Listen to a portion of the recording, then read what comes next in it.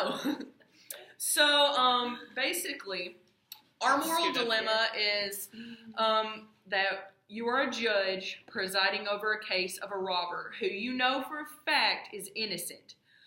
But the enemies of the robber have taken your 9-year-old daughter and left you a note that says if you do not convict the innocent robber, that they could possibly torture your child.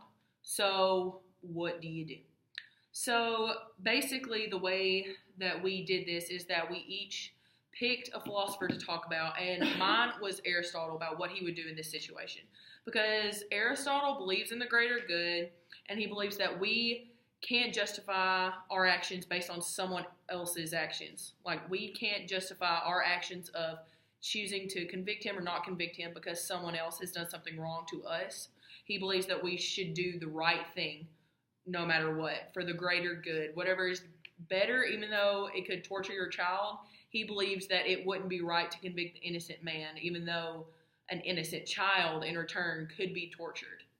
So I just think that Aristotle wouldn't agree with it.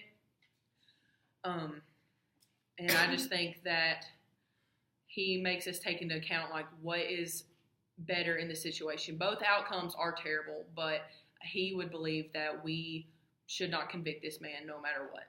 So, my philosopher is Hume.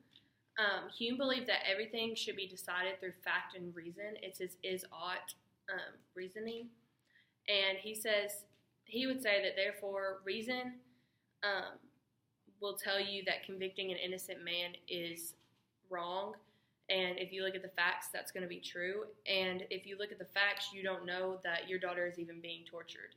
So you can't justify convicting an innocent man based on the fact that it's a possibility that your daughter would be tortured, because you can't use fact and reason to justify that.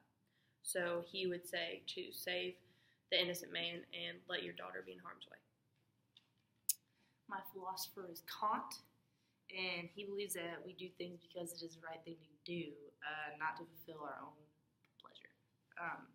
So I believe that he would let the innocent man go. all right, so then we talked about the different philosophers, what they think, we compared them all, and then we just, on a sheet of paper, we wrote down, just made some bullet points about what we would do, what we believe, what we think would be better before we even did this.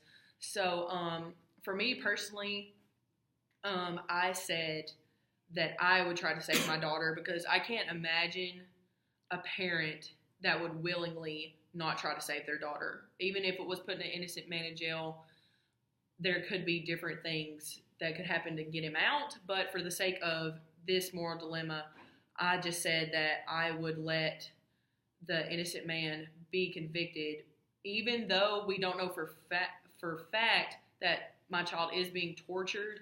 Especially in today's society, they're more than likely probably going to keep their word and say what they do. So I just believe that I would save the innocent child more than the innocent man. I said basically the same thing as what Megan said. I said everyone would like to say they would save the innocent man, but our selfish desires are going to always choose our own flesh and blood because we're very biased. And also, if you look at it unbiased, you're going to see an innocent child that you're going to save, or an innocent man. So the man has already lived his life. Therefore, I would justify saving the child, whether it was mine or anyone else's child. I pretty much said the same thing as both of them.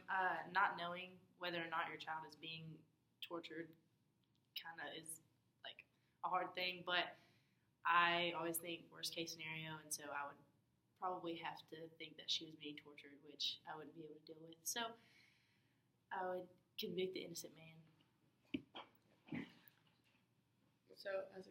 So as a group, we all just decided that because of our selfish nature, like Hannah said, we believe that we would save our child because, again, like Hannah and Bailey have said, the man's already lived most of his life, and in our dilemma, it specifically says the child is 9. She's only lived 9 years. She hasn't been able to experience a lot of things that this man has already experienced.